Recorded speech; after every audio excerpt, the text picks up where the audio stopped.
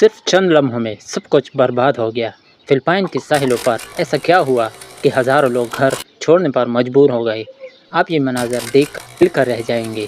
Philippines کے ساحلی علاقوں میں ایک خطرناک سمندری طوفان فینگ وونگ نے تباہی مچا دی ہے۔ تیز ہواؤں، موسلادھار بارش اور سمندر کی بلند لہروں نے ساحلی شہروں کو مکمل طور پر مفلوج کر دیا۔ محکمہ موسمیات کے مطابق ہواؤں کی رفتار 180 کلومیٹر فی گھنٹہ سے بھی تجاوز کر گئی، جس نے درختوں کو جڑوں سے اکھاڑ دیا، گاڑیاں الٹ گئیں اور سینکڑوں گھر مٹی کا ڈھیر بن گئے۔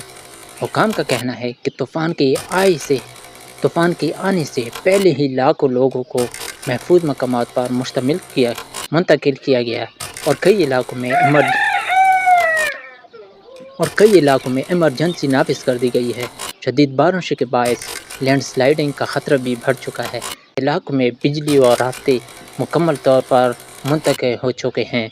سوشل میڈیا پر شیئر ہونے والی ویڈیوز میں